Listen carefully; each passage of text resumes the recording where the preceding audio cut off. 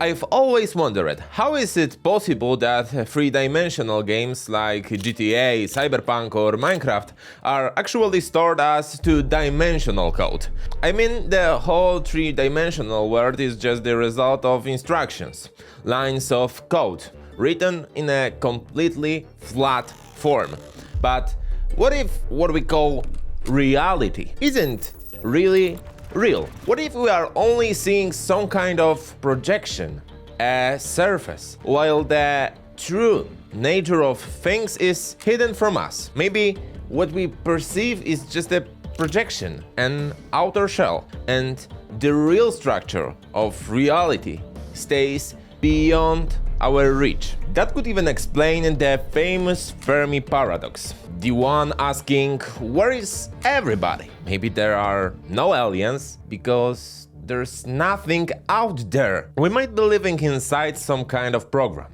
And that could also explain why some constants have such strict limits, like the ultimate speed limit, the speed of light. On one hand, it sounds totally insane, like we are living in some kind of Matrix game and I'm standing here talking to you like a low-budget Morpheus. But on the other hand, do we really understand how any of this works? How do elementary particles behave? What exactly are time, space, and the fundamental forces of the universe? Sure, we've got relativity and we've got quantum physics, but neither gives us a full, complete picture of reality. It just doesn't all fit together. So maybe there's a deeper explanation for how the universe truly works. Because what if the universe itself is a hologram? Well, it turns out that maybe, just maybe, that explanation already exists. This explanation is called Holographic Universe. Let's find out.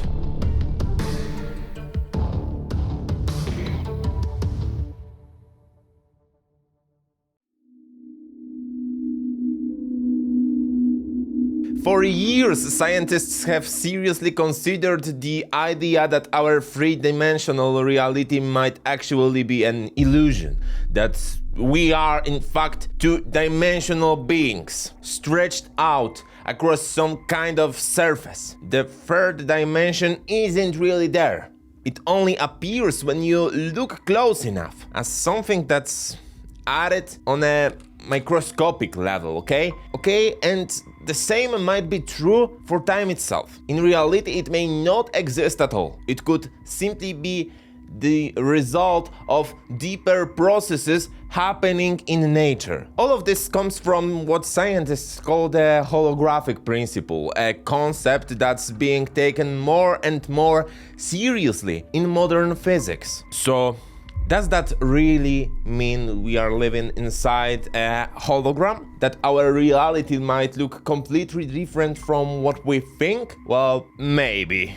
The holographic principle first appeared in the 1990s. Around the same time, holograms were becoming popular thanks to movies like Star Wars, for example.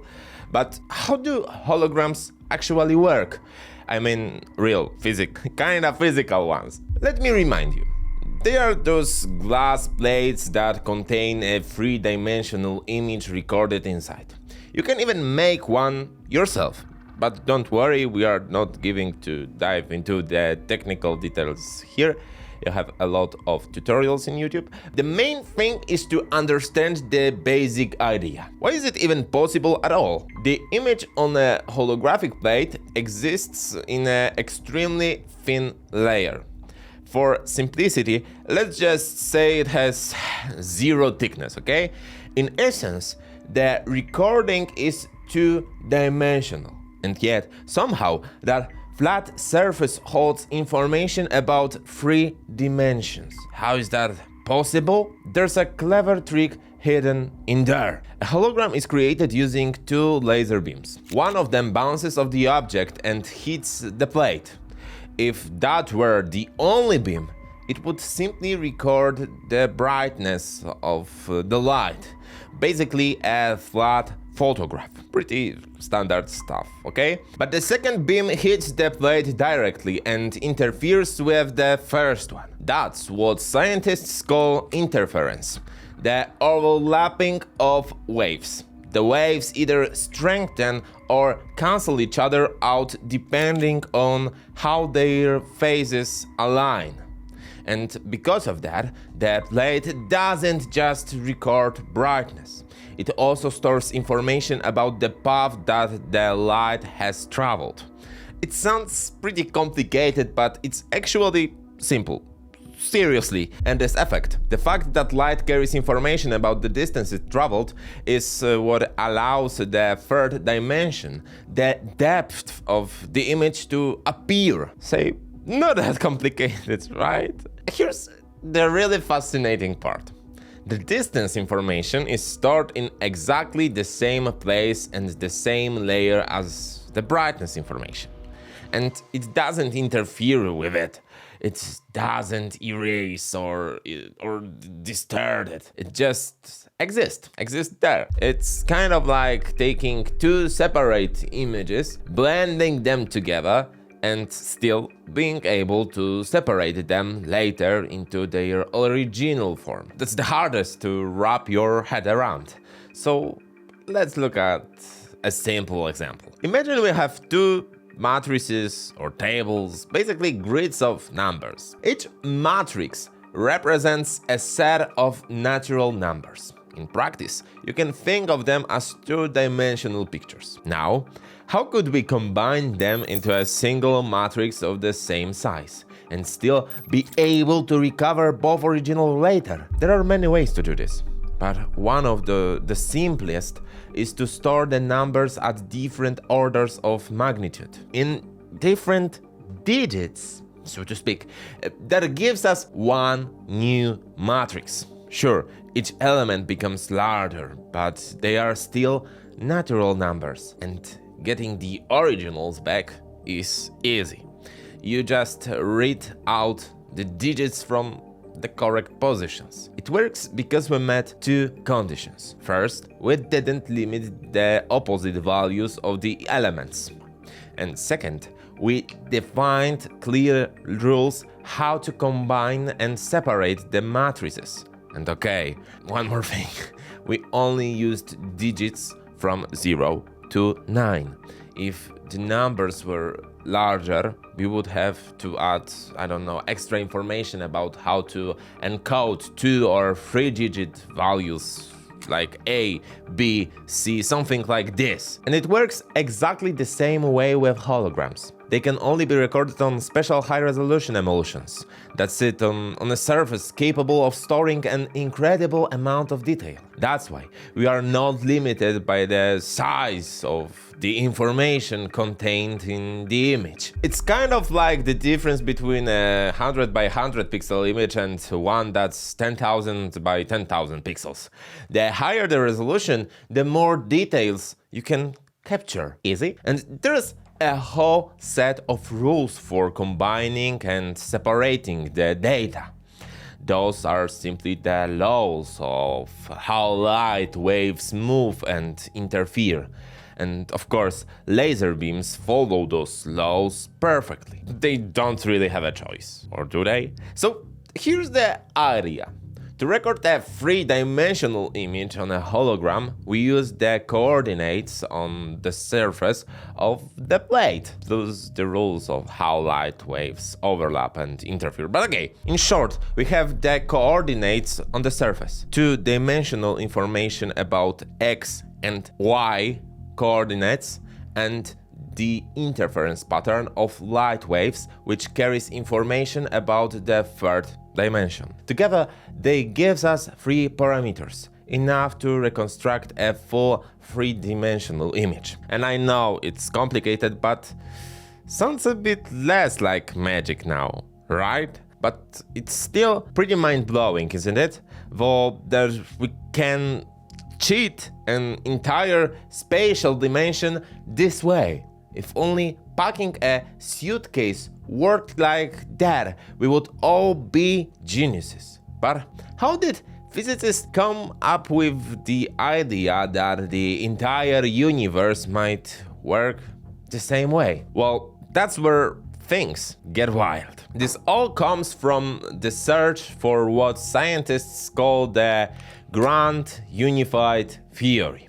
One single idea that could explain everything in nature. Such a theory doesn't exist yet, but for it to ever work, it would have to combine two massive and completely different frameworks. First, the theory of relativity, which explains gravity. And second, quantum theory, which deals with all the other forces of nature. And honestly, most of the time these two get along just fine.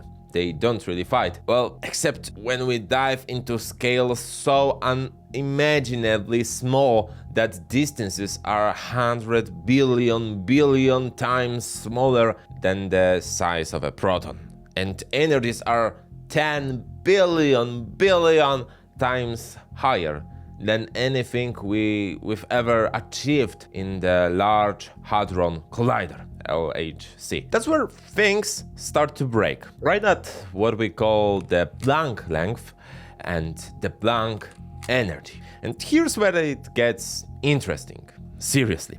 Every object with a temperature above absolute zero, that's 0 Kelvin or minus 273.15 degrees Celsius, emits electromagnetic radiation. Why?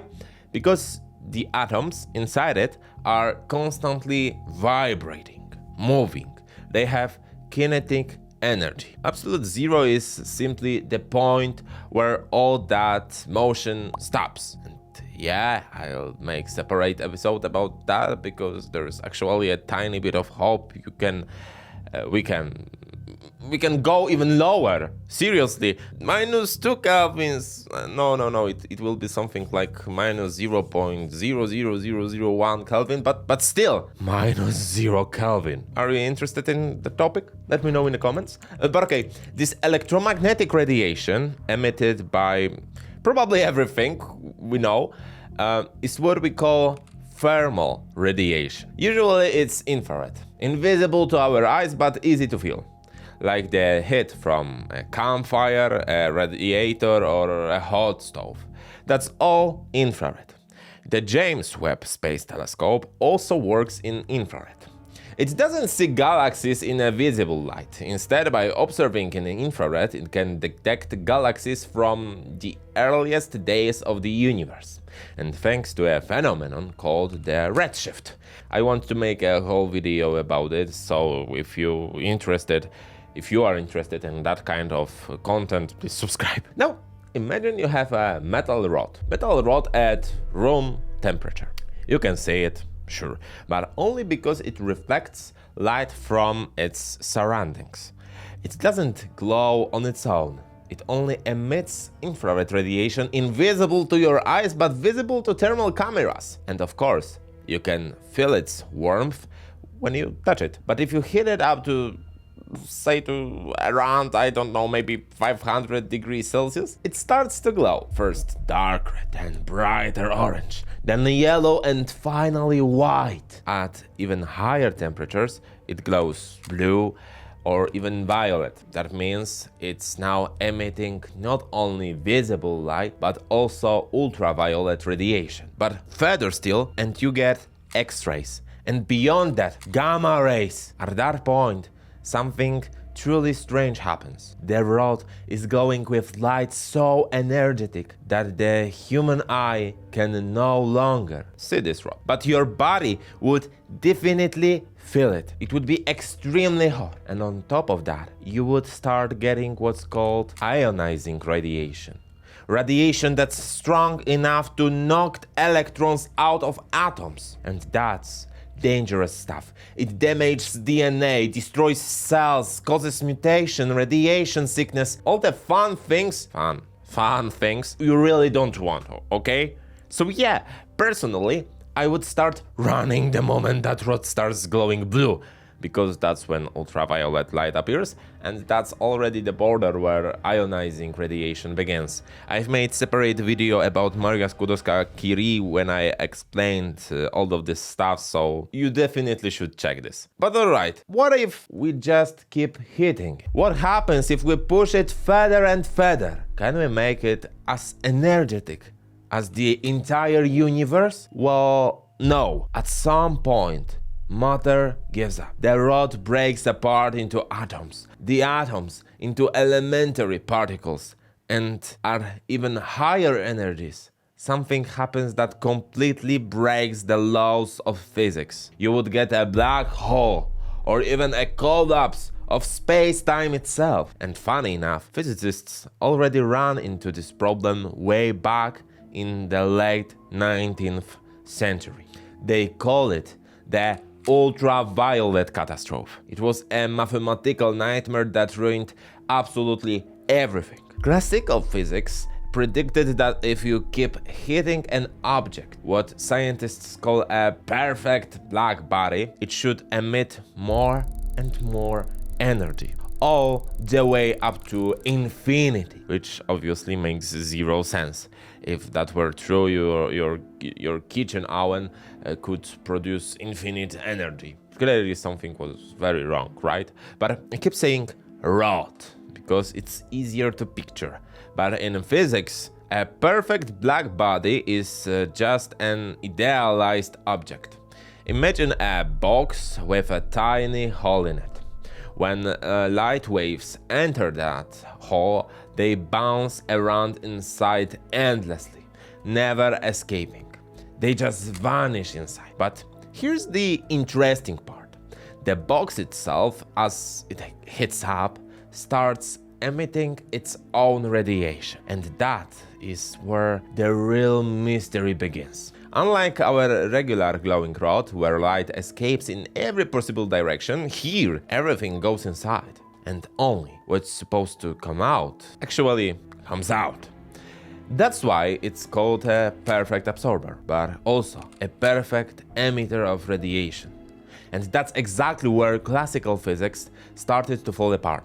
Because according to its equation, a perfect black body should emit infinite energy in the ultraviolet range. Or, in the other words, it should theoretically radiate away all the energy in the entire universe. Yeah, something was definitely off, isn't it? I know. Classical physics was falling, and someone had to fix it. That someone was Max Planck. So, what did he came up with? Let's find out.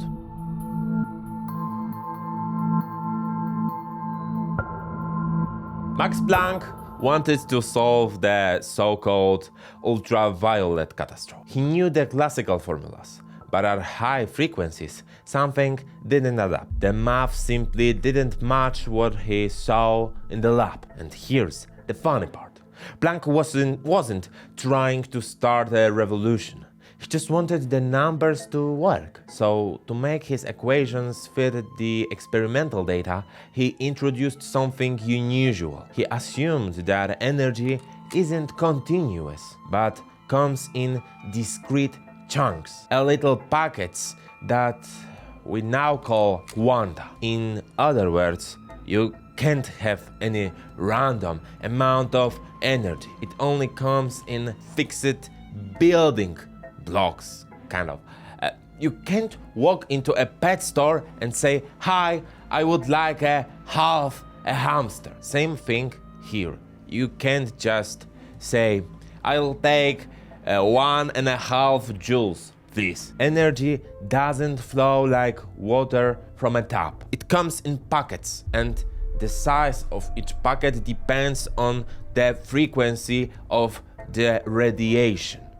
The higher the frequency, the bigger the packet. Or to put it in another way, Planck realized that a photon, a particle of light, has energy that depends on its frequency. Infrared photons have less energy, visible light has more, and ultraviolet light even more than that. Now you can have as many photons as you want, even an infinite number. But that doesn't mean the object will reach infinite temperature. It just means its temperature is defined by the energy of those photons. And the hotter it gets, the more energy a single photon would have to carry. But that's impossible, because it would have to vibrate not 10 times per second, not 1,000, but an infinite number of times per second, which of course can't happen. And just like that, the ultraviolet catastrophe was solved. It's like trying to paint a wall white using an infinite amount of red paint. You can keep adding more and more layers, millions of them, but it will still be red. Adding up red particles, more red particles, doesn't suddenly make them white.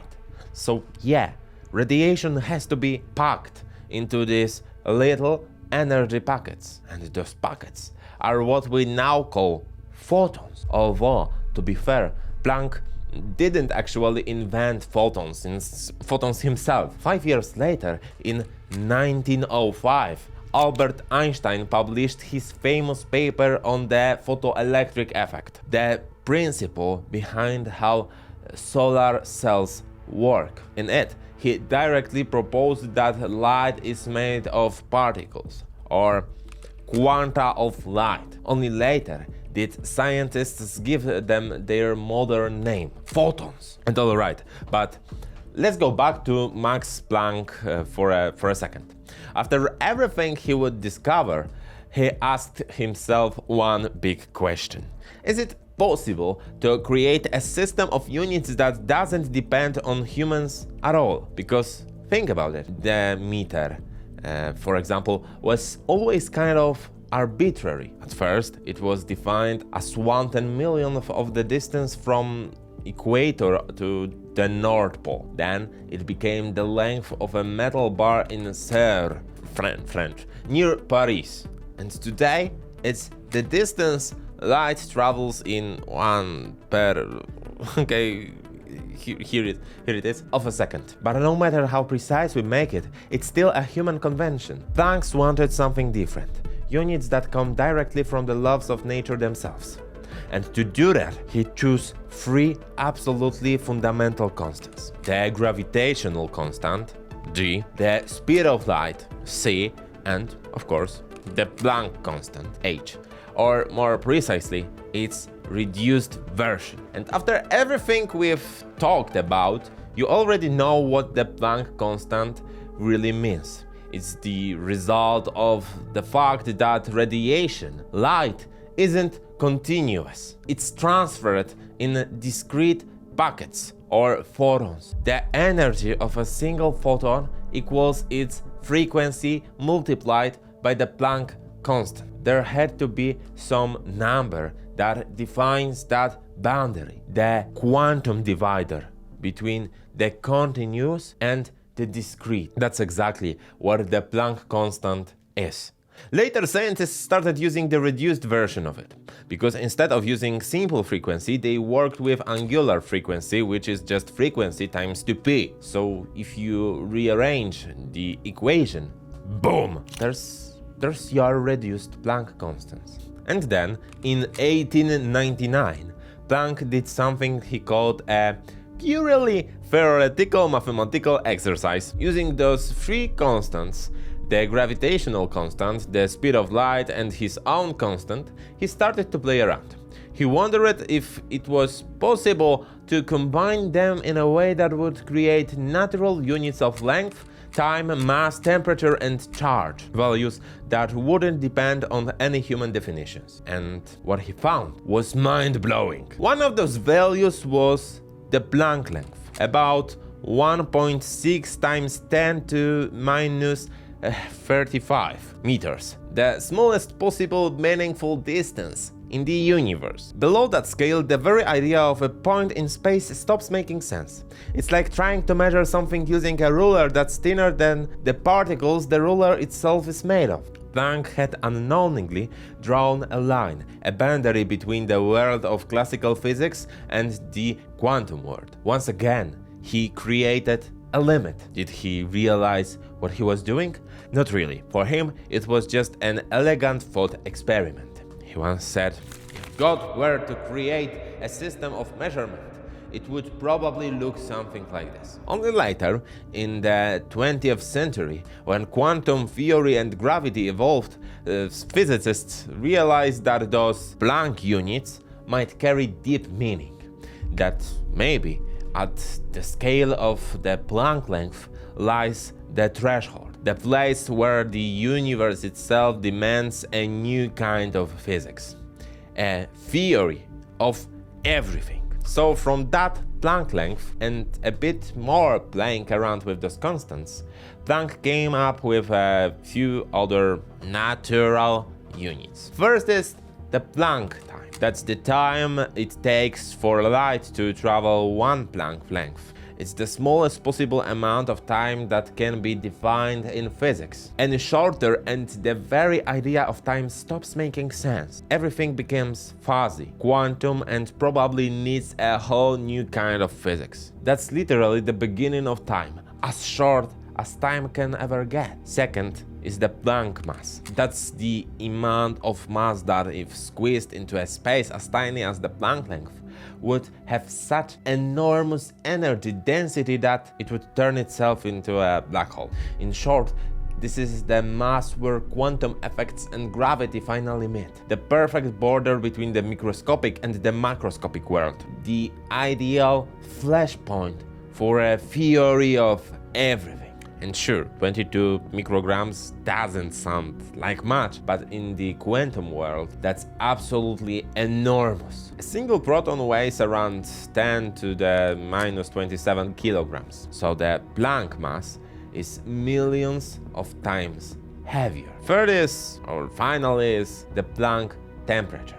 For this one, Planck threw in other constant, the Boltzmann constant, which connects energy and temperature. This is the temperature at which physics breaks down. We have no idea what happens there. Maybe a black hole forms. Maybe the universe falls in on itself. Or maybe a completely new kind of physics appears. We simply don't know. It's the highest possible temperature we can even imagine.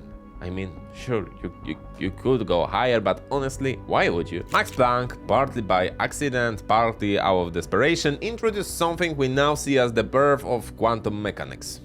He drew a line, a border between classical physics and the quantum world, between the physics of you, me, planets, and everything we can see, and the strange invisible world underneath it all, a world of particles that can be in two places at once, teleport across space, have spin, or even no clear location at all. And while Planck himself didn't fully understand what he just opened, others pick it up and run with it. Einstein in 1905 said, "Alright, light isn't just a wave, it's also a particle. Let's call it a photon." And that's what earned him the Nobel Prize. Not relativity, but the weird photoelectric effect, okay?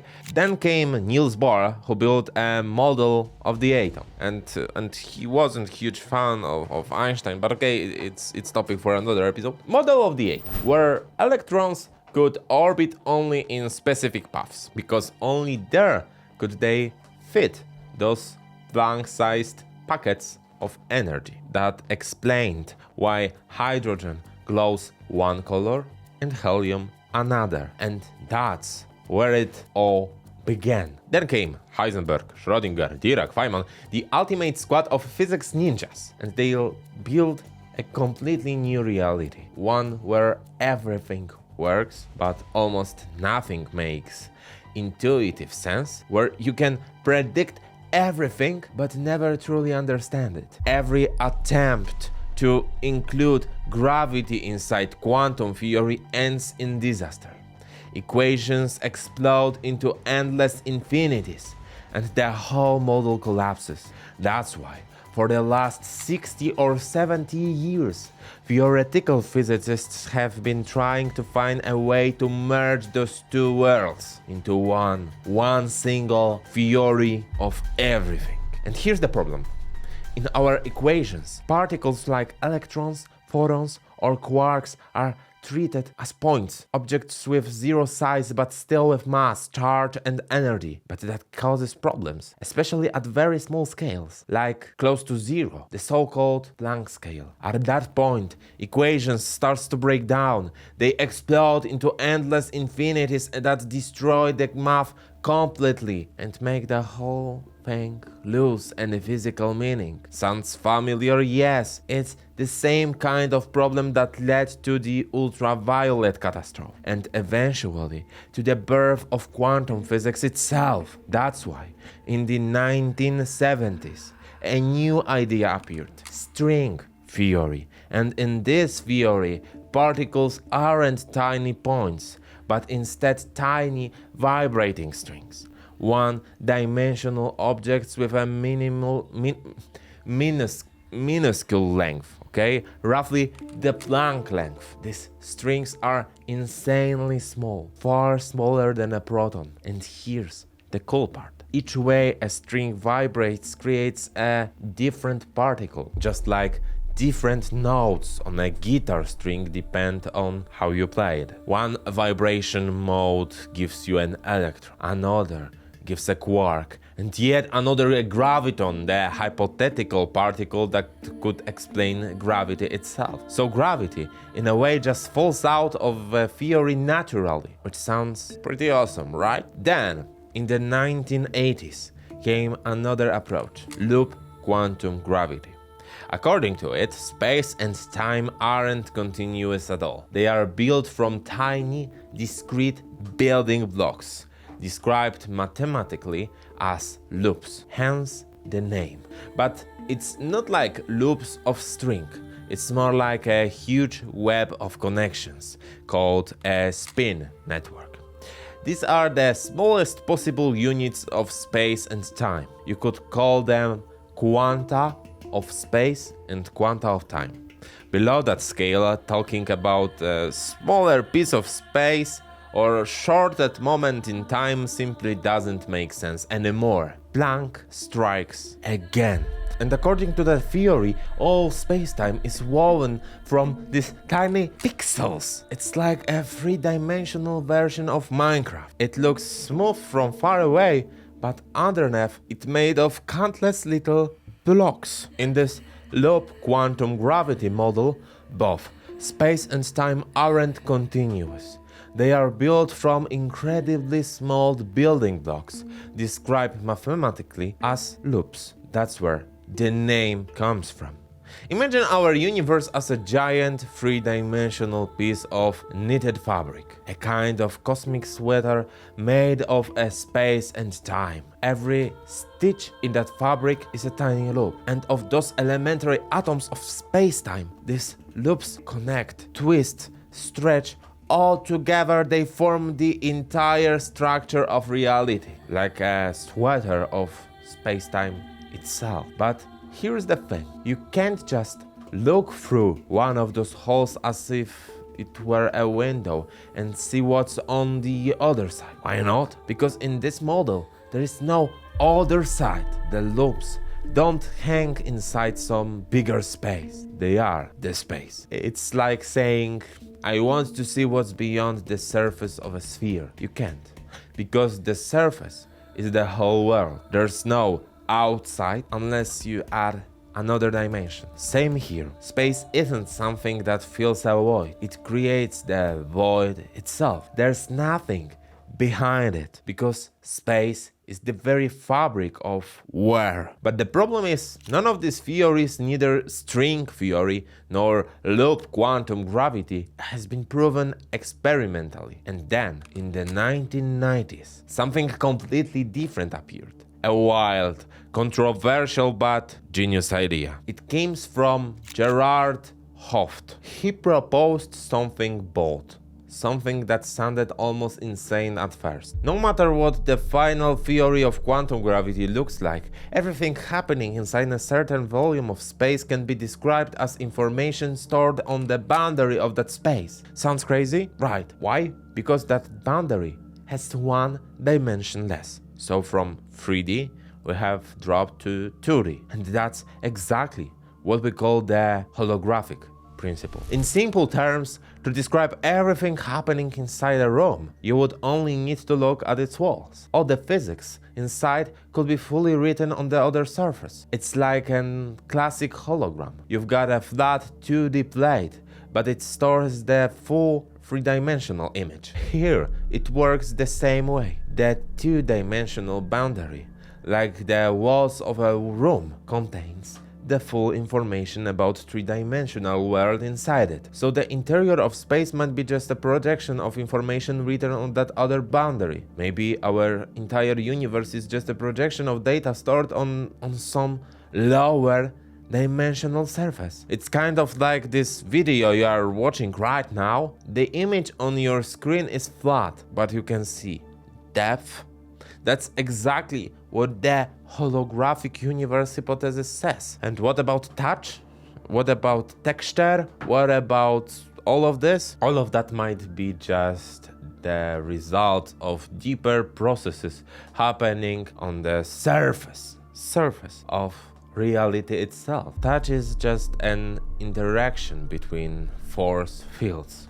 For example, electromagnetic ones, between your sensory neurons and the atoms of an object. But those fields, those particles, could themselves be projections of information written on the cosmic wall, like a shader in a video game telling you, this part is hard, this part is soft, this part is hot. So what you experience as real might just be a program running on a cosmic screen. And you as a being are the observer, reading that information that only appears three-dimensional. Sounds insane, right? Of course it does. In 1995, these ideas were taken even further by Leonard Susskind, a Nobel Prize winner, by the way, for the electroweak theory. He noticed something deeply disturbing. There was a serious problem in black hole physics. Where does the information go? Think about it. If you throw an encyclopedia, a pizza, a box of Lego into a black hole, it's all gone. But the laws of quantum mechanics say information can be destroyed. Yet, black holes evaporate over time through what we call Hawking radiation, and eventually they vanish. So where did all that information go? Gerard Hopf suggested it doesn't disappear at all. This black hole information, this information about your Lego box, etc., is stored on the event horizon, the surface of the black hole itself, as if it were a cosmic Blu-ray disc recording every detail of what fell inside. He even published a paper with a not so humble title, The World as a Hologram. In it, he proposed that the entire universe could be seen as information written on some distant surface. And to describe this quantum gravity, he turned again to string theory. Now imagine what that really means. First, this was a huge leap toward the long dreamed of theory of everything. The holographic principle opened an entirely new playground for a theoretical physicist. Second, it completely changed what or how we think about black holes. But we will get to that part later. That's where the things get really wild, so give me a couple minutes. And third, my personal favorite, what happens inside a region of space and what's written on its boundary carry the exact same information. Then maybe, just maybe, that inside doesn't exist at all. In other words, if everything inside can be described by what's on the boundary, do we even need the inside at all? Maybe there are only two real dimensions, and the third, the one we see and move through, is just an illusion. Not something fundamental, but something that emerges from deeper laws of nature we still don't fully understand. It's like those old 3D picture box. On paper, they are perfectly flat, but hidden inside their structure are tiny patterns that trick your brain into seeing an extra dimension. Who knows, maybe our universe works the same way, at the smallest possible scale. This phenomenon has a name: emergence. Take a color, for example. Single atoms have no color, but when they come together, they reflect light in specific ways. And suddenly we see red, blue, or green, or temperature and pressure. A single molecule has neither. These things only appear when billions of molecules interact together. That's when we start talking about internal energy, the total kinetic energy of all those particles moving around. Consciousness works the same way. Each neuron on its own is just a cell, but when you connect billions of them, they create your thoughts, your feelings, memes, and everything in between. And gravity, we think of it as a force, but Einstein showed it's really just the curvature of space-time itself. Maybe time works the same way. Imagine that our entire sense of cause and effects of movements following one another could be a large space illusion. Time might not exist on its own. It could simply emerge from deeper physical processes, like the growth of entropy, put simply, is a measure of how messy a system is. When things get more ordered, entropy goes down. When they spread out, break, mix, entropy rises, just like the mess in your room. The universe works the same way. Physicists say that the direction of time, the flow from past to future, is nothing more than the direction in which entropy increases. It's called the arrow of time. On the microscopic level, the equations of physics work perfectly both forward and backward in time. If you filmed a single particle moving through an electromagnetic field, then played the footage in reverse, you wouldn't even notice the difference. It would still look like valid physics. And yet, in our everyday world, time only moves one way. Why? Because we live in the macroscopic world, where entropy rules. Milk mixes with coffee, glass is shattered, never reassembled. Order turns into chaos, and entropy keeps rising. Let's go back to the milk and coffee, for example.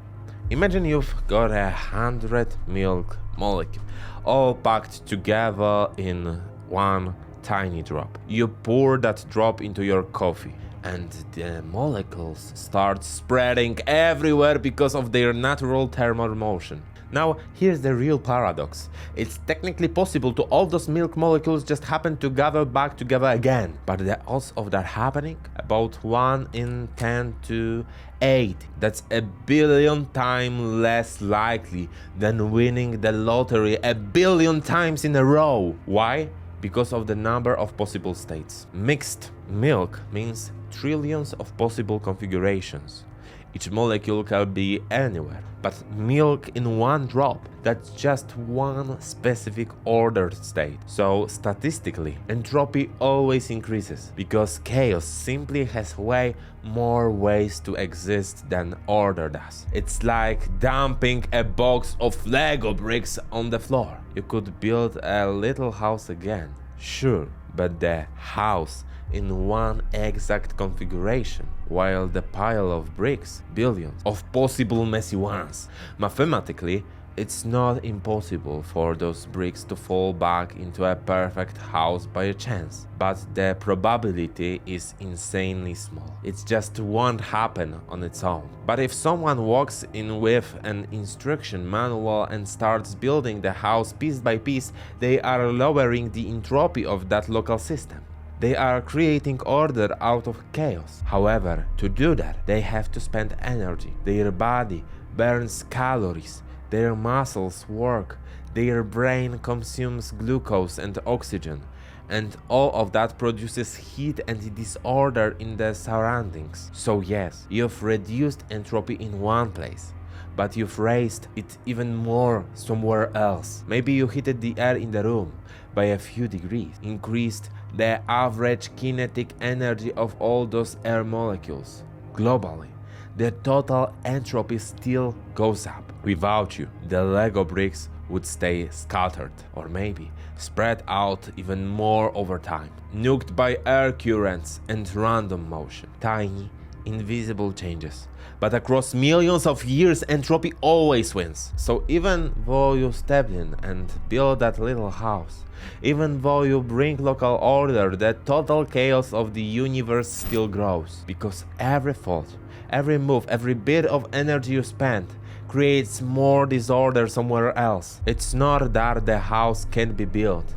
It's that it will never build itself. And if you try, you will always pay the price. In entropy, there's always a cost. If not here, then somewhere else. The only thing that doesn't increase entropy is, paradoxically, your time. Entropy doesn't measure meaning, or love, or how much you care. It only measures energy exchange and disorder inside a physical system. So from entropy's point of view, time doesn't exist. And from the point of view of the fundamental laws of physics, time has no direction at all.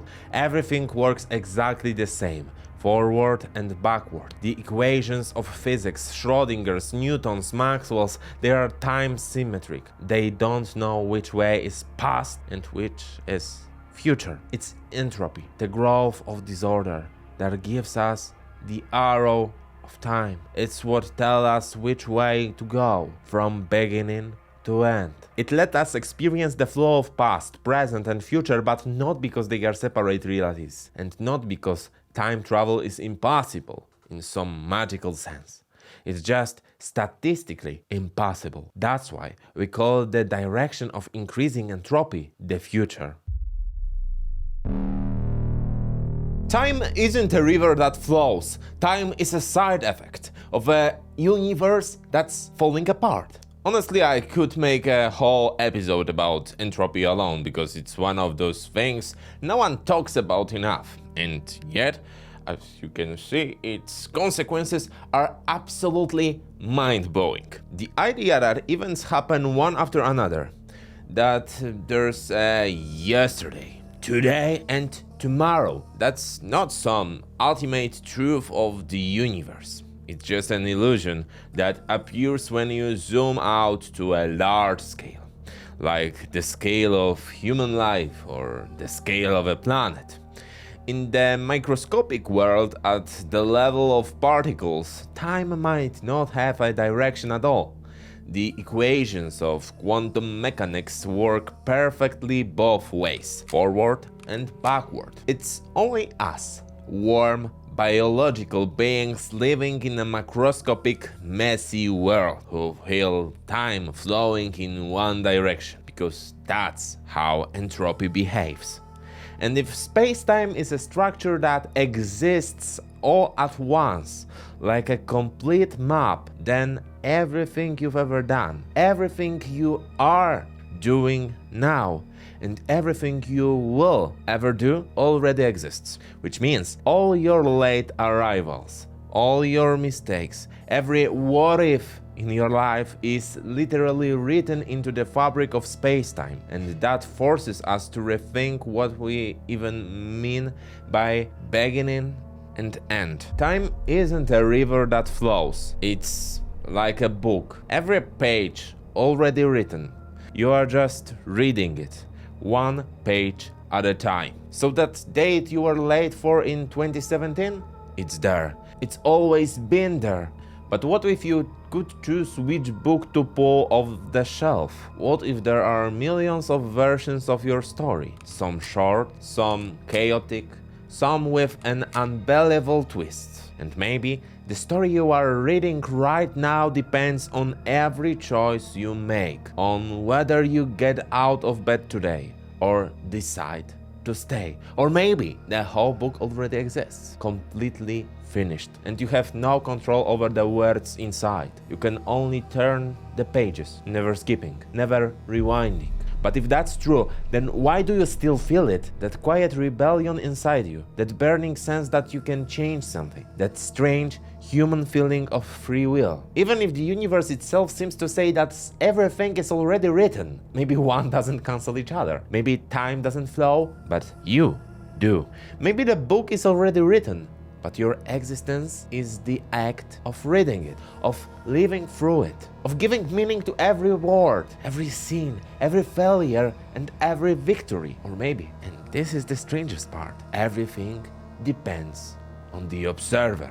Maybe the book doesn't even exist until someone opens it. Maybe time is like a text file, empty, meaningless until you open it, until your consciousness looks inside, and that's when the magic happens. The arrow of time appears only when you look, when you choose, when you remember and expect. That's the moment when this whole structure, this complete map of reality suddenly gains direction. It gains you, because it's your choices, your present moments that try to fight entropy. You bring order to chaos, just a little. One day, one thought, one relationship at a time. You don't see the bigger picture, how much chaos your actions create elsewhere. But you keep going, day by day, second by second, building what you call life, your personal path through the book of the universe. So maybe it's not about everything being fixed. Maybe it's about something far deeper, that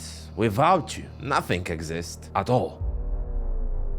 Okay, now you might be asking, alright, but what does any of this have to do with the holographic universe? These philosophical, existential problems, with all that stuff about entropy, time, milk, and Lego bricks? What do you mean, Simon? Well, everything. Because look, entropy literally gives time its direction. It's what creates the famous arrow of time. The future is simply the direction where disorder increases, and time itself, maybe it doesn't even exist the way we think it does. Maybe it's just a side effect, something that emerges from chaos.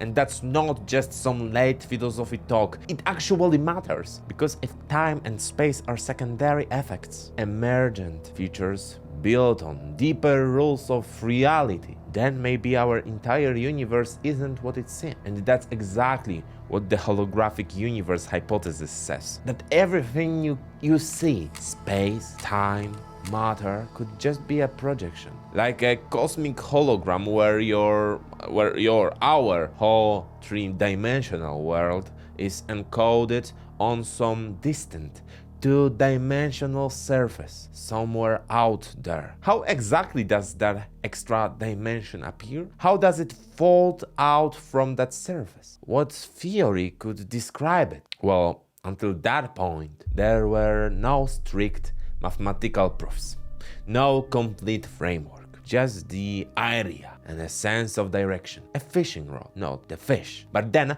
we didn't have to wait long.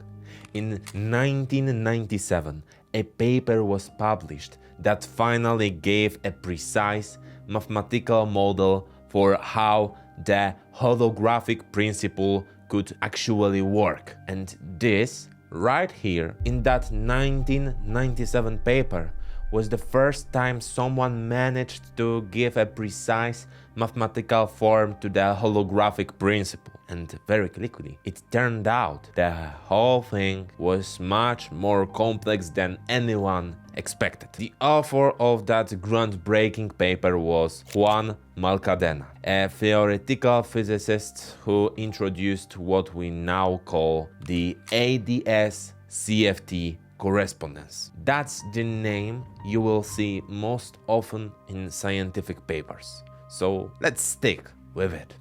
Of course, it sounds totally unreadable at first, so don't worry. It's one of those concepts that seem completely abstract until you break it down, and then it suddenly becomes fascinating. Let's start with the first part, ADS. It stands for anti-de Sitter space, a kind of space-time that's a bit different from the one we live in. I've mentioned it before, but since this episode is already quite a ride, let's go over it again. In our universe, space is mostly flat or slightly positively curved, like the surface of a sphere, for example. But an ADS space has negative curvature. You can picture it like a saddle, a ball turned inside out, or a hyperbolic surface where everything bends the other way. Something like this. And this negative curvature changes the rules of a game. But hold on a second. You might be thinking, wait.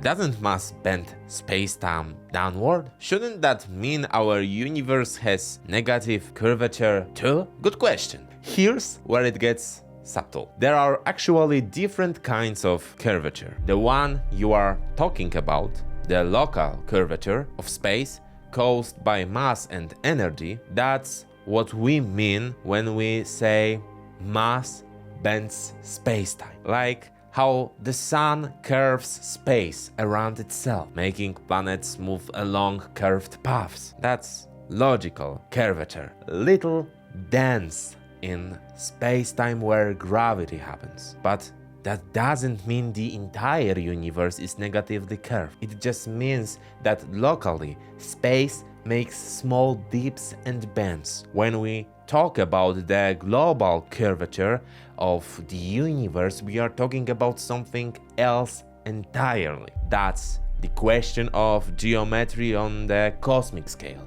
What does the shape of the entire universe may look like? There are three main options. Positive curvature, it's the first. Imagine a sphere, the universe is closed, you could travel far enough in one direction and end up right where you started. What happens to a universe like that? If there's enough matter and energy inside, it could actually stop expanding, turn around and starting collapsing. That leads to something called the Big Crunch, the opposite of the Big Bang. It's the most cyclic version of the universe, expanding, collapsing, exploding again and over. Basically, the ultimate reset. I remember this all those conspiracy theories about the Great Reset. Yeah, this is the real Great Reset. Child's play compared to this. Yeah, but okay. We have zero curvature also. That's the second one.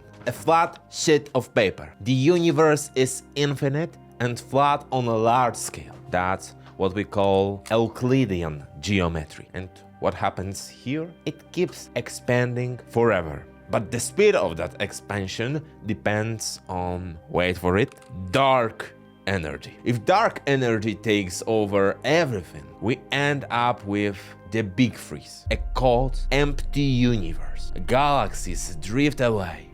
The temperature drops close to absolute zero, and everything freezes forever. And the last one, negative curvature. Like a saddle, an open universe, infinite, but with a stretching geometry. It also expands forever, but in a more chaotic, runaway way. Depending on the strength of dark energy, it might expand faster and faster, leading to the most extreme ending of all, the Big Rip. At first, everything looks normal. Galaxies move apart, space expands, but in this model, dark energy has a strange property. Instead of staying constant, it grows stronger with time. So the more time passes, the faster space stretches. First, it beats gravity between galaxies.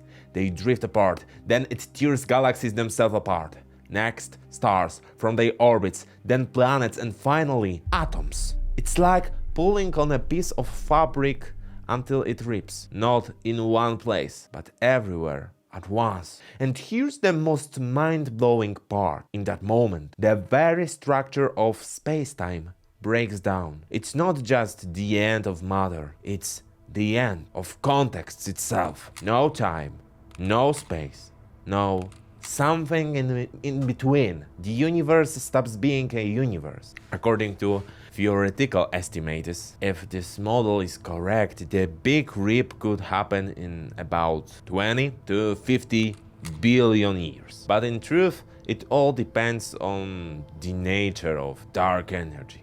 And that's something we still don't fully understand yet. From measurements of the cosmic background radiation, like those from the Planck satellite, we know that our universe is with incredible precision is flat. Its global curvature is very close to zero. But that doesn't mean it's perfectly flat. It's kind of like measuring whether the Earth is round.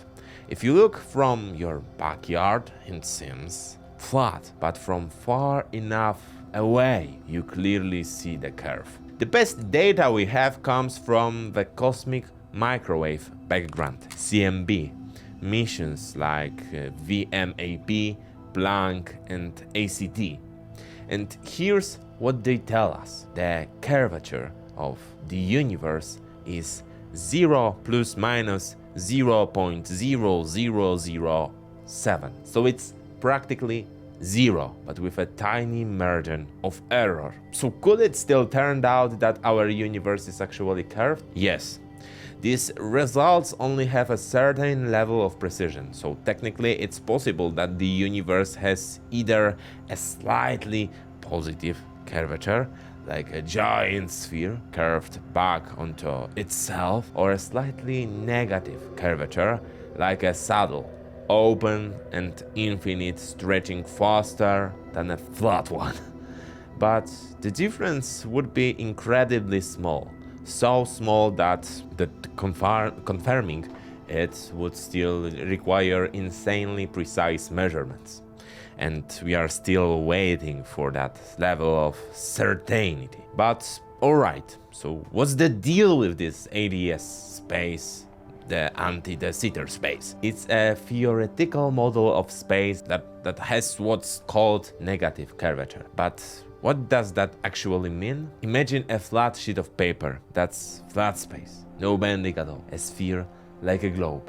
That's positive curvature. Everything curves inward. Now, picture a saddle bending one way here and the other way there. That's negative curvature. But all of that happens in 2 dimensions. ADS space has more dimensions. So try to imagine something that bends the other way in every possible direction at once. Sounds impossible, right? Exactly. You can't really draw it. But that's what negatively curved space is. Every point is saddled in all directions at the same time, and the further you go, the more it stretches. Now, to be clear, this is not a description of our universe. Ours is most likely flat, as I said, but ADS space is mathematically convenient. It makes calculation easier.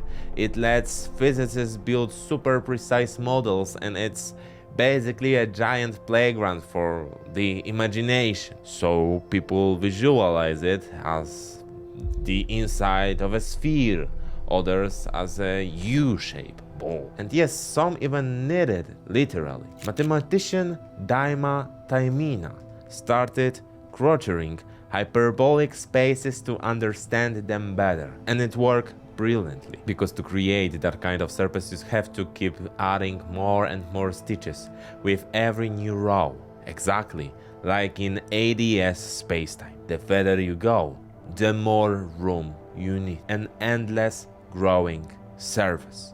And this strange mathematical ball turned out to be the perfect testing ground for a radical idea that everything happening inside such a space might have a mirror version on its boundary. And that's where we reach the heart of it all, the ADS CFT correspondence. Now, this kind of weirdness isn't new to math. It's exactly what Lobachevsky's geometry, also known as hyperbolic geometry, was all about. Sounds exotic? Lobachevsky? Maybe. But it was one of the biggest revolutions in the history of mathematics. Let's go back to the basics. In school, we all learned Euclidean geometry, the one with triangles, right angles, and parallel lines. But if you have one line and a point that isn't on it, you can draw exactly one parallel line through that point. That's the rule. But then came Nikolai Lobachevsky, a 19th century mathematician, and said, what if that's not true? What if through that single point you could draw infinitely many lines that never touch the first one? And that's how hyperbolic geometry was born, a world where straight lines bend. the angles in a triangles add to less than 180 degrees, and space expands faster than your brain can keep up with it. That's why in Lobachevsky's model, the further you go, the more space seems to appear. It's like the universe keeps generating new pixels as you move. And no matter how far you walk, you never reach the edge. Sounds like magic? That's why mathematicians needed a way to visualize it. And that's where the Poincare model comes in. The Poincare model is a special way to show hyperbolic space into dimensions, so that an infinite world fits neatly inside a single circle. In this model, every straight line looks like an arc, but not just any arc. It has to be perfectly perpendicular to the edge of a circle. And here's the wild part: even though the whole world fits inside the circle, you can still walk in any direction forever.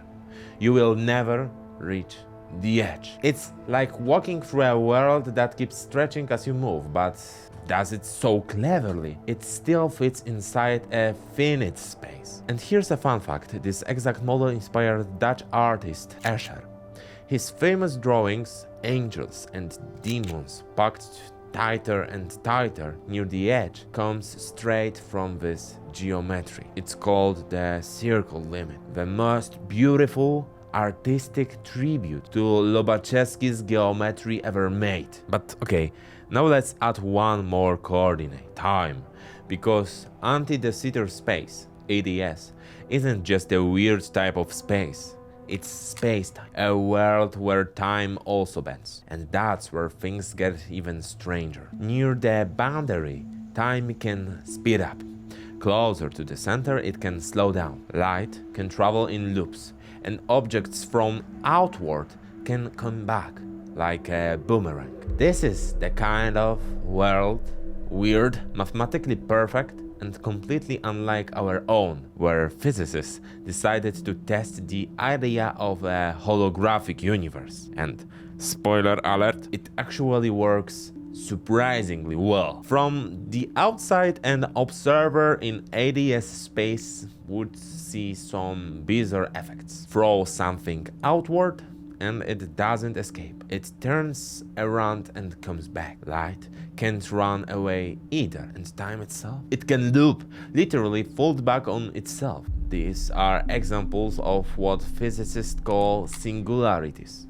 Places where intuition breaks down and the laws of physics start to twist. That doesn't always mean infinite density like inside a black hole. Sometimes it's moment when time resets or space closes in on itself in some unexpected ways. So yeah, ADS space is full of singularities, but what really matters for us is something else. This infinite space has a boundary. Sounds like a paradox, right? How can something be infinite and still have an edge? And yet, that's exactly how ADS works. The second key part of this story is what's called a conformal field theory, CFT. Sounds intimidating, but don't worry, we will break it down. Let's start with the basics. Most physical theorists, like gravity or electromagnetism, tell us that things change with scale. The closer you are to the surface of a field, the stronger it feels. Easy. Imagine standing near a campfire. Close up, you feel the heat. Step back, it fades. That's a typical field. It weakens with distance. That's how ordinary field theories work. But a conformal field theory is a completely different kind of physics. Here, it's as if a campfire warms you just as much no matter how far away you stand. Sounds impossible, right? But that's exactly what conformal symmetry means. A situation where changing the scale doesn't change the laws of physics at all. You can zoom in, zoom out, stretch the world, and everything still follows the same rules. And here's the key point. If a theory doesn't feel scale, that means nothing inside it has a fixed size. there are no particles with a defined mass or shape. You can't even say this object has this charge, because the very idea of size simply doesn't exist there. Everything in that theory is fuzzy and wave-like.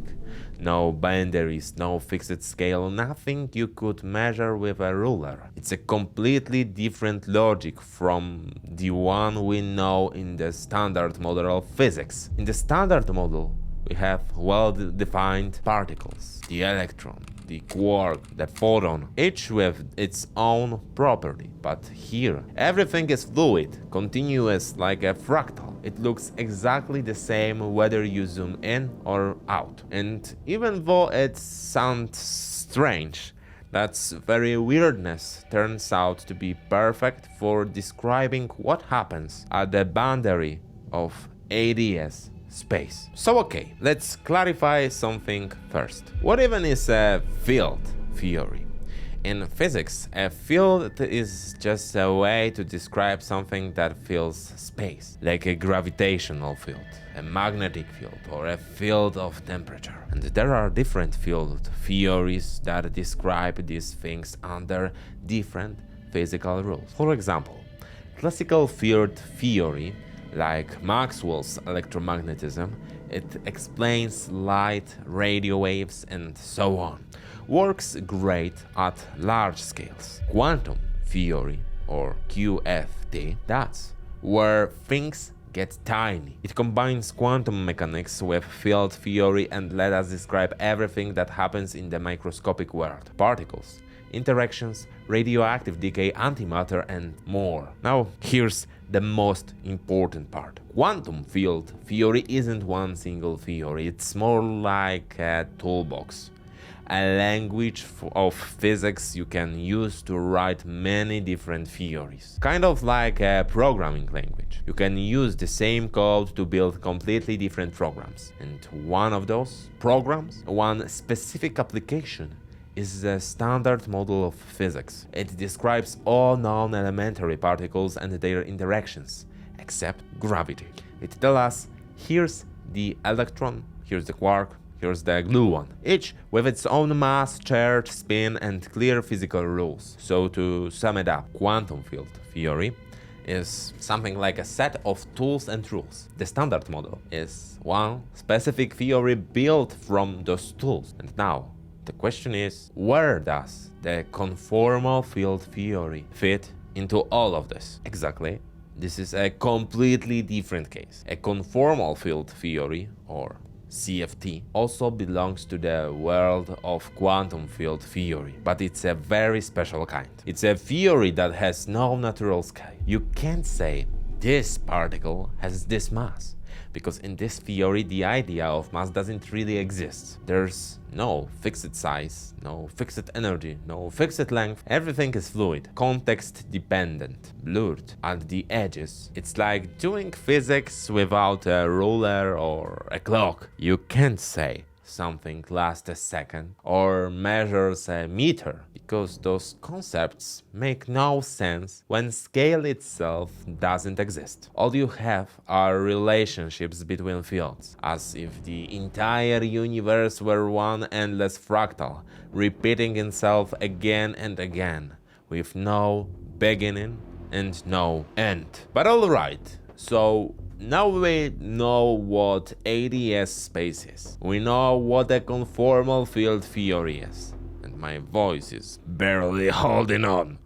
So it's finally time for the most important part. The moment when these two worlds click together, like pieces of a cosmic puzzle. Because this is the heart of the ADS CFT correspondence, the bridge between gravity and quantum. Imagine this. You have a three-dimensional world, full of particles, fields, curves, and strange gravitational ripples. Everything that happens inside that world has an exact counterpart on its boundary. Picture a simple room. You've got a table, a lamp, a book on the desk, but also the warmth from the radiator. shadows from the lamp, dust floating in the air. Now every one of those things, every movement, every flicker of light has a mathematical twin on the surface of that room, as if the walls themselves knew absolutely everything happening inside, not just where things are, but why they move, what collides with what, and even what's starting to evaporate. Here's the key. In ADS space, the coordinate that measures depth, how far you go into the third dimension, corresponds directly to scale on the boundary. The deeper you go inside, the more detailed your view becomes. It's like zooming in inside a video game world. Now, someone might ask, wait, if everything's encoded on a flat surface, how does it know what's behind something? It's just 2D. How can it see what's hidden? Excellent question, by the way. Seriously, great question. Because this isn't a picture, it's code. Like in a game engine, you only see what's in front of you, but the game knows the entire scene. It knows there's a chair behind that box, a cabinet on the right, and a mirror reflecting the light. This code doesn't store one single image. It stores every possible view, a complete dataset from which the whole three-dimensional world can be reconstructed. That's exactly how the boundary works in ADS space. It's not an image of reality. It's the full code of reality. Every object, every interaction, every relation between them is written there in the form of fields, correlations, and operators. From that code, you can rebuild the entire three-dimensional universe. So don't ask, how does it know what's behind a box? The information is already there, just waiting to be read. It's like having the blueprint of a building, not just a photo of one wall. You've got access to every room, every piece of furniture, even the ones you can't see directly, because the data's there hidden in the code of the boundary. But alright, what about gravity? In Einstein's classical physics, gravity isn't a force at all. It's the bending of space caused by the presence of mass. Planets curve space-time, and the other objects simply roll along those curves, like marbles rolling across a stretched trampoline. But in quantum physics, it works differently. Interactions between particles are explained through the exchange of other particles, like photons, gluons, and the graviton. And here's the thing, the graviton is a hypothetical particle, the one that's supposed to carry gravity, just like the photon carries light. No one's ever seen it, no one's ever caught one, but according to theory, it should exist, except in ADS spacetime, that strange saddle-shaped holographic world, gravity works in a completely different way. There's no little ball, no wave traveling through the middle of space. Here, gravity doesn't even appear inside the space. It appears on the edge in the cold, literally. Everything we would call gravity in classical physics is just the result of how the information is arranged on the boundary of that space. But think back to our room example. You've got a chair and a desk. In the normal world, they both have mass and they pull on each other through gravity. But in the holographic model, the information about that attraction isn't floating inside the room. It's written on the wall, on the boundary, in the code. It's like an invisible string between them. A relationship, a mathematical rule that says, okay, this chair and this desk are connected. They attract each other. That's the code. So the graviton isn't some thing flying through space. It's a pattern, a way the points on the boundary react to one another. Their tiny fluctuations, their mutual tensions and correlations. That's what gives rise to what looks like gravity inside the world. And here's the twist. Where do those rules actually come from? We don't know. That's one of the biggest questions in physics. And honestly, it's the kind that gives you chills. Do these equations simply exist because of the logic of the universe itself? Or did someone set them up long ago. Because if our reality truly runs like a game and everything we experience is written somewhere in a cosmic code, then maybe we are not the players, maybe we are the characters inside the simulation. And when it comes to black holes, the holographic version completely flips the script. In classical physics, a black hole is a place where density becomes infinite, a singularity. But that's just the model. The truth is, we have no idea what really happens inside one black hole, because our current theory simply breaks down there. It's one of the biggest question marks in all of physics. But in holographic picture, a black hole doesn't look like a hole at all. On the boundary of space, where all the information, all the code lives, a black hole appears as a hot patch in a quantum field. Seriously. It's like someone just heated up one little region of the two-dimensional wall of reality, and a glowing spot appeared. And that's enough to create the illusion of a black hole inside the three-dimensional world. You don't need to see collapsing stars or imagine infinite gravity. It's all just the boundary field arranging itself a way that corresponds mathematically to a black hole forming inside. Like watching a hotspot appear on a screen, and from that heat alone, a hole in space seems to open. And the same logic applies to mass itself. In classical physics, mass isn't really about weight. It's about how much matter something contains. Even a feather has mass, it's just small. Weight is simply the force with which gravity pulls on that mass. They are connected, but they are not the same thing. In Einstein's relativity, mass bends space-time. The more mass you have, the more you curve the fabric of reality itself. But in ADS-CFT, we don't talk about mass directly. Instead, we look at how the quantum fields on the boundary starts to lose their connection. How their correlations, their mutual relationships begin to fade. The faster those correlations disappear, the greater the mass must have been inside the space. You don't see the mass itself, but you see its effect. Like seeing a shadow and realizing something big must have been standing there. And here's the best part. This isn't a metaphor, it's literal. These are exact mathematical relations written in the equations. Every particle, every event, every bit of curvature, each one has its counterpart written right there on the boundary. As if our entire universe were just a three-dimensional animation, and the source code was written flat somewhere beyond it. So you might start thinking, wait, what if this is how our universe really works? If everything happening inside has its perfect mathematical shadow written somewhere on the boundary, could this be the long-lost theory of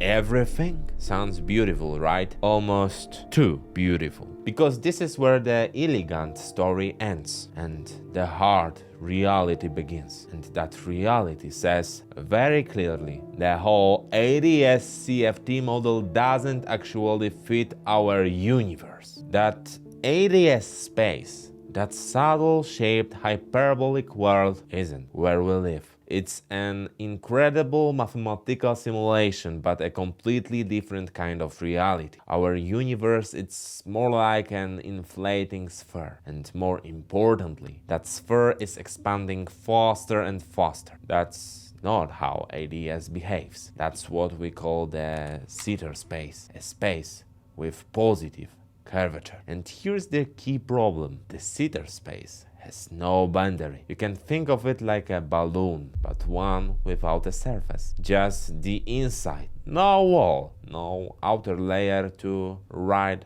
the code on. And if there's no boundary, there's nowhere to store the holographic version of reality. But that's not the only issue. The second problem is, for the ADS-CFT model to even work, string theory needs something called supersymmetry. That means every known particle, like an electron or a quark, should have a hidden twin, a supersymmetric partner. Here's the idea. Particles that build matter, called fermions, should have counterparts among the particles that carry forces, called bosons, and the reverse. Fermions are the building blocks of the universe. Electrons, protons, quarks, everything around you is made of them. Bosons are the messengers. They are the ones that let fermions communicate. They carry forces between them. The simplest example, imagine two people standing face to face. Each one is a fermion. One of them throws a ball. That ball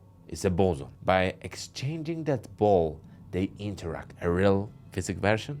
Take two electrons, for example. When they get close, they repel each other. Why? Because they exchange photons, particles of light. The photon is a boson that carries the electromagnetic force. You don't see the ball, but physics says a photon has thrown, and that's how one electron knows about the other. That's how quantum physics works. Bosons fly between fermions and deliver messages like, hey, move away, or hey, come closer. Something like this. But third issue is the conformal field theory that lives on the boundary of ADS has a very unusual property. It doesn't know what scale is. You can't tell what's big, what's small, what's heavy, what's light. Why? Because it behaves like a fractal. Take a famous fractal like the Koch curve.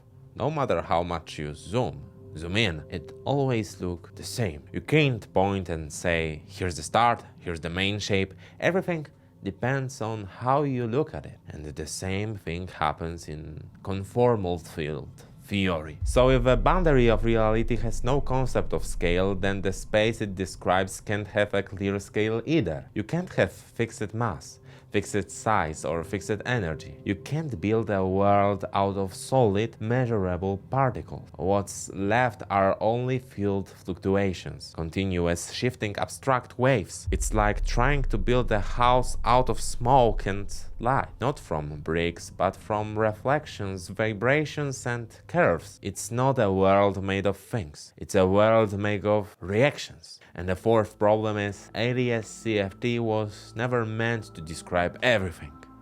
It was built to help us understand gravity. But the universe is not just gravity. We also have electromagnetism, the strong and weak nuclear forces, the whole physical cocktail that makes atoms stick together and stars shine. And when it comes to those forces, this model struggles. Sometimes it doesn't work at all. Fifth problem is, even when it does work, it only works under extreme conditions. Energy is so high, no human-built accelerators could even reach them. Temperatures so cosmic that no instrument could survive them. Numbers close to those from the first microseconds after the Big Bang. And scales so tiny or so huge that humanity has no way to test them. So yeah, a bit disappointing, right? Maybe we really did prove that the universe can be a hologram, just not our universe.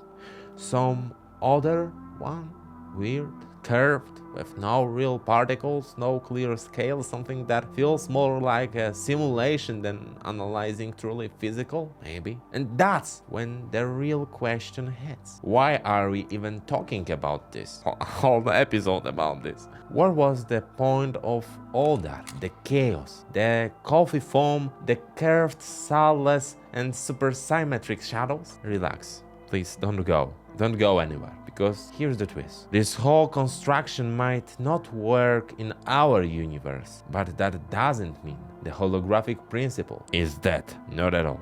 Because first of all, there might be a completely different mechanism that makes our world holographic. ADS-CFT is just one version, famous, fascinating, and absolutely worth the spotlight, but not the only one. And second, and this is where things get wild, there are scientists actually trying to test it for real, not on paper, not in equations, but in lab. Hold on tight. In 2014, at one of the most advanced physicist centers in the world, Fermi, a project began that you could honestly call scientific rock and roll, because its goal was straight up crazy, to check whether we are living in a hologram. Seriously, think about it. If the reality we live in is just a projection, a kind of 3D animation unpacked from some two-dimensional surface, then that surface must have a structure. And scientists suspect it might look like a pixel grid. Not literally a screen, but a kind of informational lattice, a hidden network of data woven into space-time itself. And not at the atomic scale, but unimaginably smaller, at the Planck length. That's so tiny that even an elementary particle would look enormous next to it. But here's the catch. According to quantum mechanics, that grid wouldn't be perfectly still. It would vibrate, it would fluctuate like an old CRT screen shaking ever so slightly, or a pieces of fabric under a microscope pulsing to some hidden rhythm we don't yet. And those little vibrations, those fluctuations might actually leave a trace. Why? Because if our entire three-dimensional world is being unpacked from a two-dimensional pixel surface, that process might not be perfect. It could introduce tiny errors, smiley distortions in the very fabric of space itself. Not sound, noise, but physical noise, microscopic, but maybe measurable. And that's what scientists call holographic noise. And now here's the wild part. Again, why did scientists think this holographic noise could actually be detected? First, if something in two-dimensional expands into three-dimensional, its fluctuations should expand too. They can become larger than you would expect, like a shadow that sometimes looks bigger than the object itself, and that gives us a chance to measure it. Second, a single point in space isn't created by just one pixel on the boundary, but by many at once, which means that two different points in space might share a common origin. They could move together as if they were somehow connected. That strange synchronization, that correlation, is what separates holographic noise from normal random noise. Because if two things vibrate together without any physical link between them, it could mean they are both encoded in the same place, on the same surface, on the edge of the universe. And that's exactly what scientists at Fermilab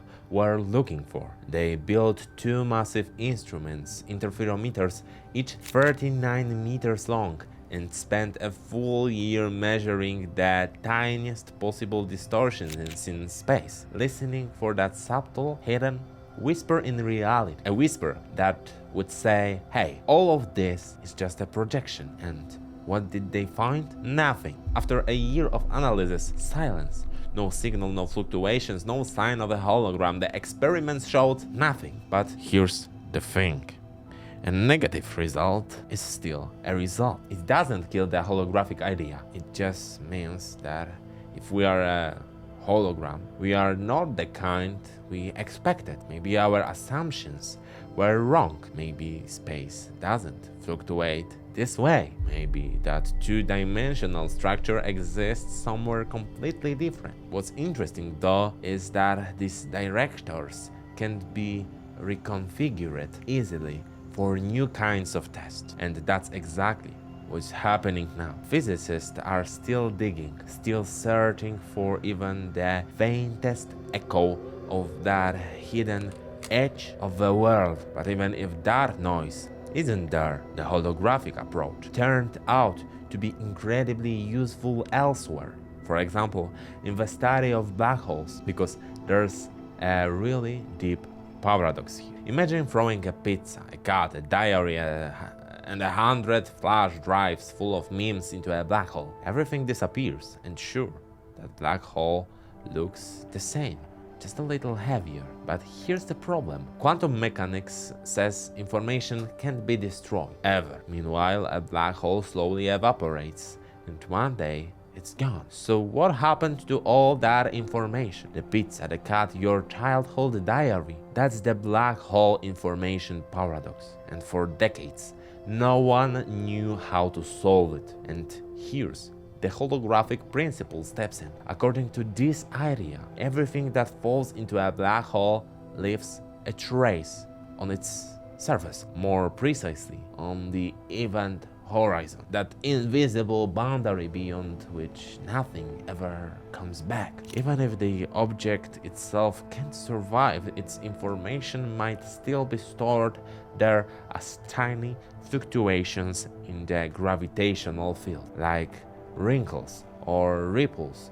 on the edge of a black hole. And what's fascinating is how it looks from the outside. To an external observer, that falling object never really goes in. It just seems to move slower and slower until it almost freezes right at the edge. Literally, according to general relativity, time near the horizon stretches toward infinity. You never see the moment it disappears, because from your perspective, it never does. But here's the key part. That information isn't lost. Even if it's hidden, it's still there, and in theory it could escape later as Hawking radiation, that faint quantum glow emitted by black holes as they slowly evaporate.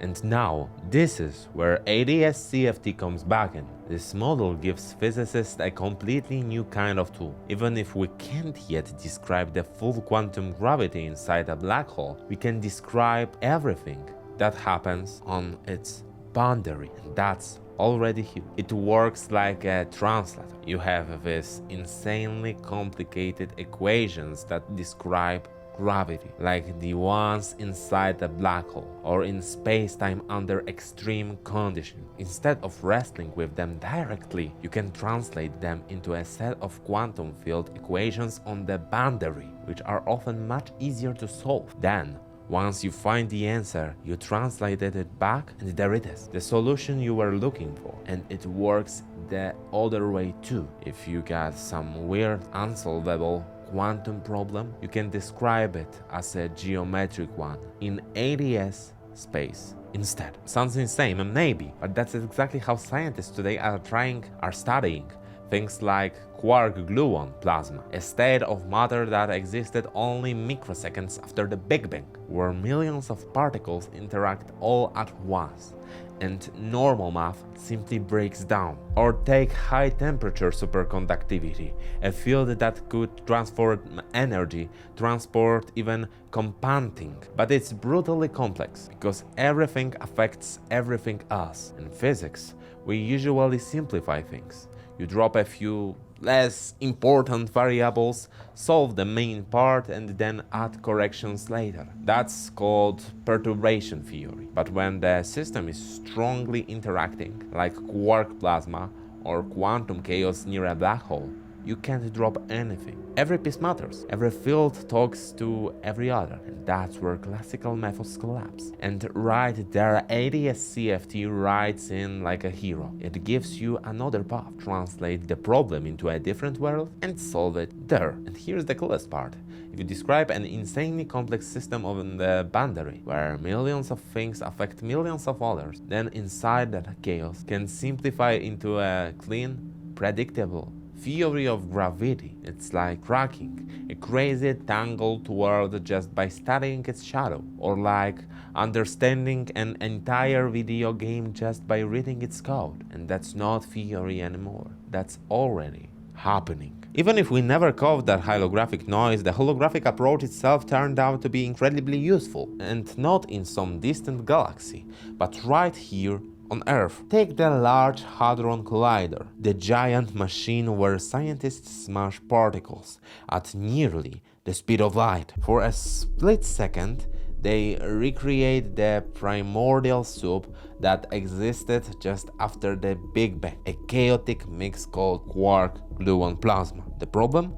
Classical physics can't handle it. Too many particles, too many interactions, too much chaos. But ADS-CFT lets scientists translate that chaos into a simpler geometric version. And inside that mathematical world, they can do things that used to be impossible. Or take superconductors, materials that can carry electricity without losing any energy.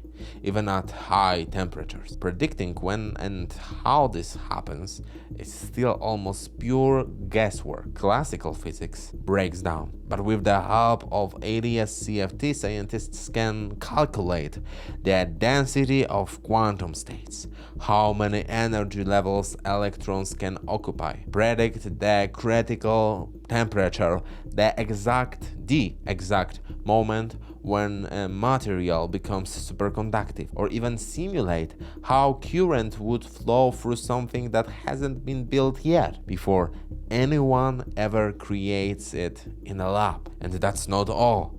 ADS-CFT has also inspired a revolution in quantum computing. Quantum data is extremely fragile. A single tiny error and everything collapses. So scientists are looking for ways to make that data more spread out, more resilient. And that's where the holographic idea helps to distribute information across the entire system, so that every particle contains a piece of a bigger whole. Just like in ADS space, where the data written on the boundary describes everything inside. And even beyond that, ADS-CFT helps calculate the masses of mesons and baryons, the particles that make up our world. It helps model how galaxies formed in the early universe.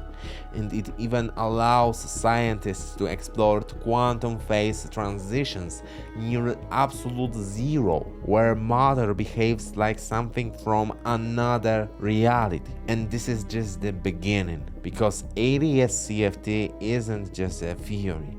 It's a laboratory of imagination, a mathematical translator, a toolkit that lets us cross the limits of known physics. It's like giving scientists a cheat code to reality. Can we build a teleport with it? Not yet, but a photon drive, a spacecraft powered by light, that's already something NASA is working on. And who knows what comes next? Maybe the world you know is just an echo of something that exists elsewhere. A shadow, a reflection, an illusion encoded at the edge of something far greater. Maybe time and space are just side effects. Maybe your entire life, every choice, every thought is just a line drawn on some invisible surface. And maybe there was never any inside at all. Maybe everything we call reality is just an animation, a projection, a piece of code dreaming that it's a world. And maybe